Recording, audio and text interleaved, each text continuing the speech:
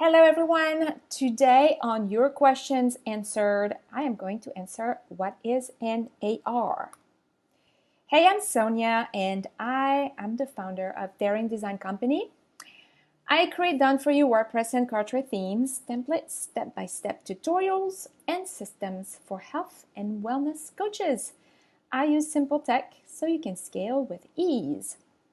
Now let's dive into our question of the day.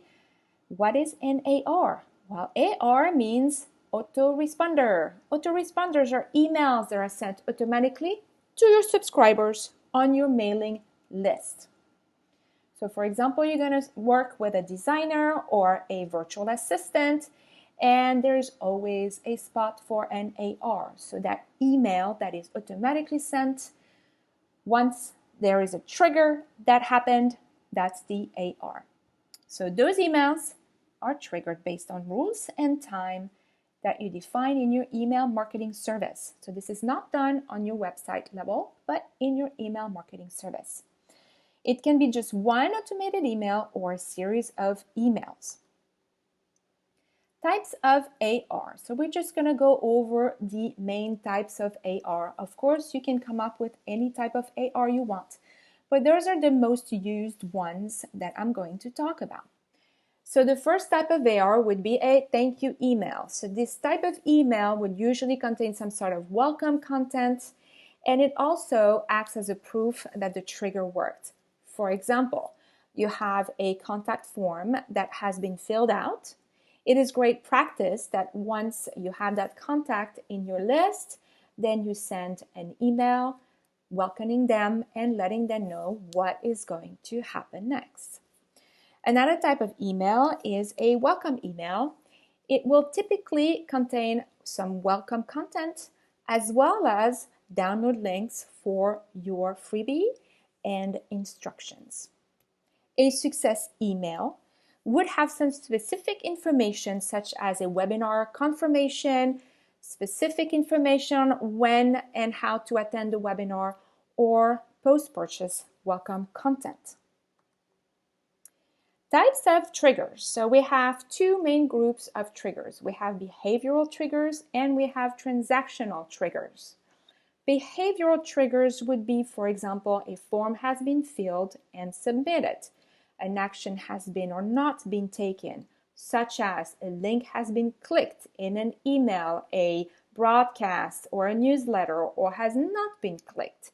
A step has been reached in your membership or course or has not been reached. So those are the type of behavioral triggers that could trigger sending an email automatically. A transactional trigger would be, for example, when a purchase has been made, when there's a payment issue such as a cancellation or the payment did not go through, or for example, in the case of cart abandonment. Those would be transactional emails. Now, where is it set up? Well, your autoresponder is always set up in your email marketing service. Whether you use MailChimp, Kajabi, Keep, Flowdesk, MailerLite, all of those services do have autoresponders. Now let's take an example, for example, an opt-in freebie autoresponder. So first step, you have a form on your landing page. Jane fills out the form and gives us her email address to get our freebie. That's step one.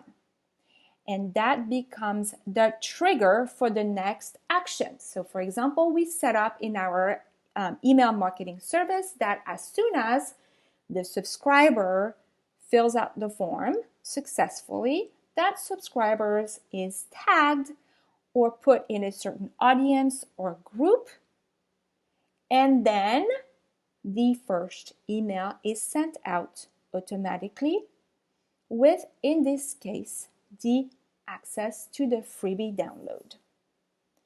Then we decide, of course you can decide differently, to wait 2 days, and then the system will automatically send an introduction email to Jane, our subscriber. Then we decide to wait 2 additional days, and then we send automatically, of course, a relevant blog articles related to the topic of the freebie. Now you can choose to stop there. You can choose to enroll that subscriber to a different nurture sequence, automated sequence if you want, or you can add several more emails. It's really up to you. So I hope this answers your question about autoresponders. Come to see me on my website at daringdesign.co, and I will see you next time.